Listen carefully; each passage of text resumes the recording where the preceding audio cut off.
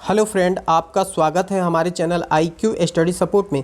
दोस्तों, बात करेंगे इस वीडियो में हम लोग ITI सप्लीमेंट्री परीक्षा रिजल्ट अपडेट के ऊपर। दोस्तों, 1 मई को रिजल्ट जारी हो जाएगा। हम इस वीडियो में ये भी जानेंगे दोस्तों कि ITI में पास होने के लिए कितना नंबर चाहिए। तो चलिए एक एक करके सारे अपडेट देख लेते हैं। तो चलिए वीडियो को शुरू करते हैं। इससे पहले जो लोग चैनल पर नए हैं वो जल्द से जल्द चैनल को सब्सक्राइब करके बेल बटन दबा दीजिएगा ITI से रिगार्डिंग पल पल की अपडेट के लिए।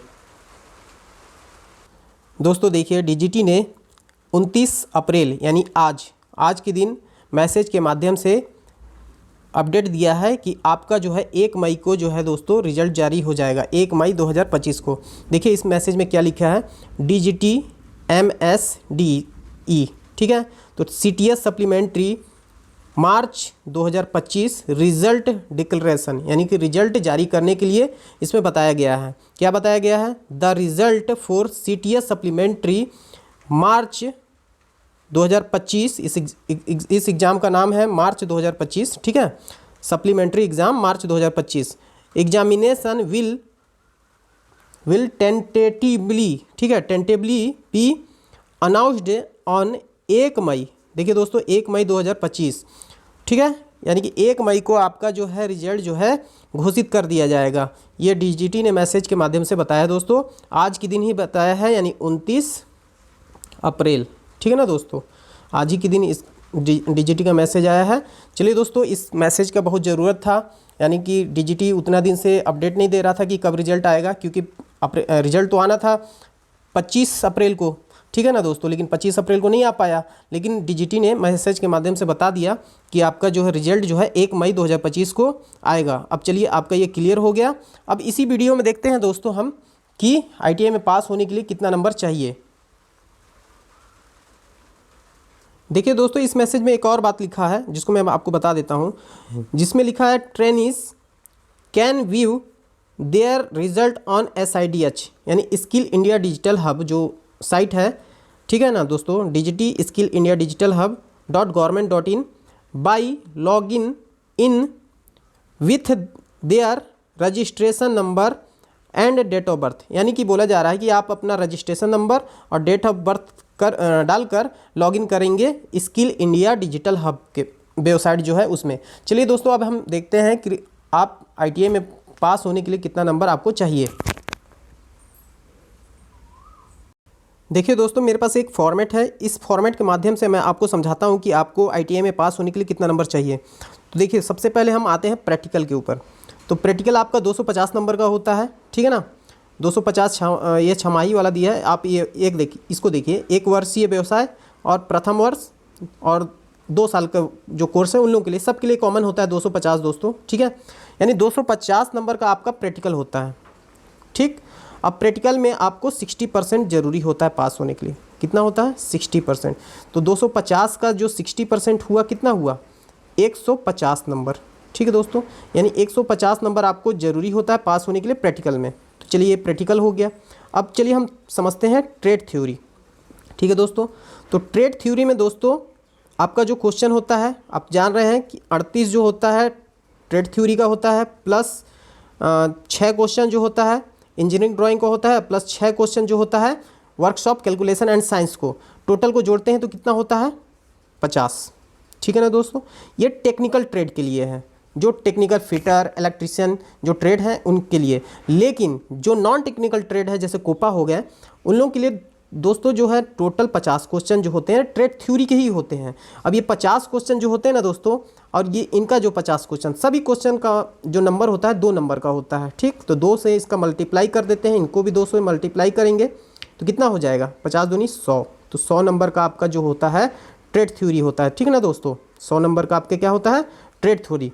अब इसमें ना दोस्तों आपको 33% ज़रूरी होता है पास होने के लिए। कितना होता है? 33%, ठीक है। यानी 100 का 33%, यानी 33 नंबर आपको ट्रेड थ्योरी में पास होने के लिए बहुत ज़रूरी है, ठीक। अब देखिए दोस्तों, हम इसी वीडियो में एम्प्लॉयबिलिटी स्किल को भी समझते हैं। एम्प्लॉयबिलिटी स्किल भी है हमारा विषय। तो इसमें दोस्तों आपका जो टोटल क्वेश्चन होते हैं 25 क्वेश्चन, ठीक। ये सभी ट्रेड के लिए कॉमन होता है, यानी कि फिटर इलेक्ट्रीशियन कोपा सभी को क्वेश्चन जो होंगे 25 क्वेश्चन आएंगे ही आएंगे। ये भी 2 नंबर का होगा। टोटल कितना हो गया? 2 से मल्टीप्लाई किए तो 50, हुआ ना, 25 नंबर का 2 से जब गुणा करेंगे तो 50 नंबर का हुआ। अब 50 में आपको इसमें भी दोस्तों 33% पास होने के लिए ज़रूरी होता है। तो 50 का 33% 16.5 होता है दोस्तों, लेकिन आपको 16.5 नहीं लाना है, 17 नंबर ज़रूरी होता है लाने, पास होने के लिए लाना। ठीक है दोस्तों, यानी 17 नंबर में आप एम्प्लॉयबिलिटी स्किल में पास हो जाएंगे।